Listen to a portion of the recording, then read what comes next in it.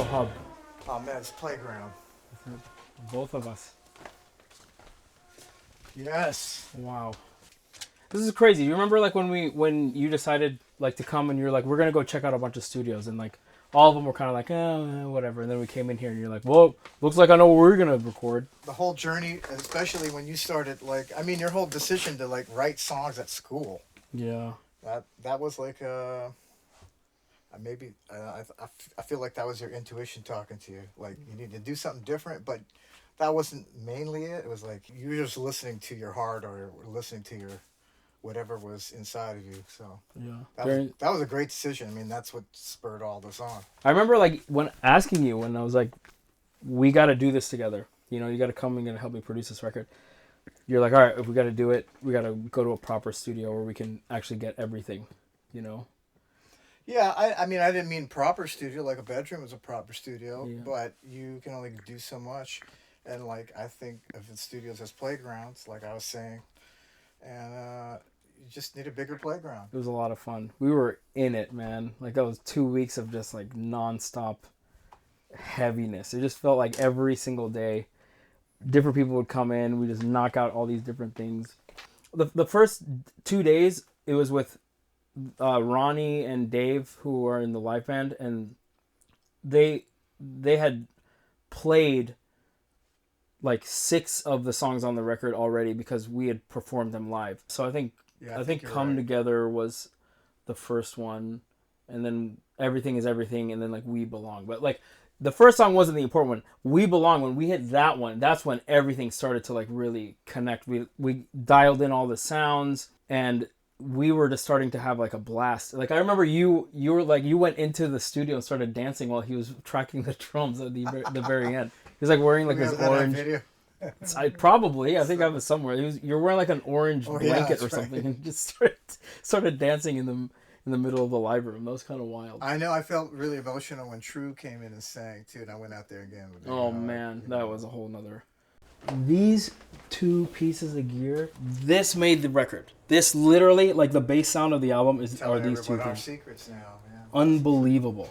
Never seen this before. This in particular, which is like so squelchy and intense, and there's no better filter on a stage phaser that I've ever used other than this. We layered a lot with that. We layered a lot with this. Used this a little bit as well. I used mine back home, but it's the same exact one. These were great. This one in particular, like new school synth, just like new school drum synth, like redoing. Remember, we redid all of the samples with this. Yeah. You know, so it did all these like weird trap beats and everything, and it's like super modern, so you can like really kind of dial in every single thing, just like a synthesizer, which is pretty awesome. Half of the bass tracks are layered with one of these, the Mini Moog. This sounds amazing. A lot of ideas come around, just like around food and when you're just taking a break and coffee. Yeah. You know, probably the whole world was shaped over a good meal. There he is. Hey, There I am. What's up, buddy? No, I have fresh rice noodles made today, actually. Nice one. For you, Mark, I got curry chicken. And then I have a curry goat for you with these spices. Woo! So, you guys like it? Oh, Nice. perfect. Wow, thank you so Yeah. much. Yes, sir. Oh my god. That's why we came here every single day.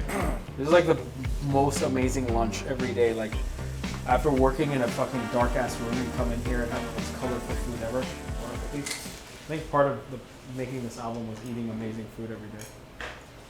You know, it's kind of funny because this food kind of embodies the whole process. You know, it's a lot of different things that work together that make something really rich and robust and intense. This is fucking delicious. Oh, they're so good. Damn, Fred. It's good. Well, you always said that Bernstein quote. Mm-hmm. To make something great, you have to have a good idea and not enough time.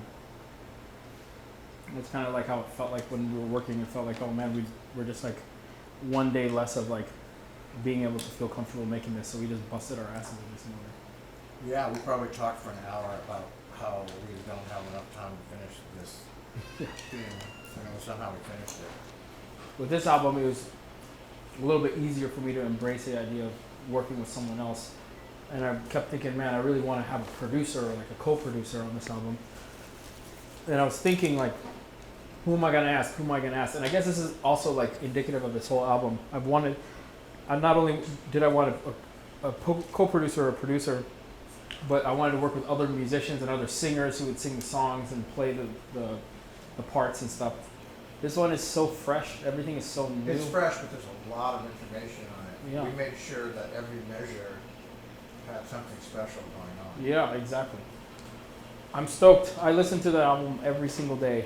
I don't know, a lot of artists don't listen to their own music, or some of my friends, at least, they don't listen to their own music. When they're done. But for me, And you're happy with it every day you listen to yeah, you know, like with me, it's like I want to make music that that I don't hear, you know, on the radio. Like the music that I like and I like to make, and it has all of the things that I like about music in it. So it's really fun for me to listen back to it.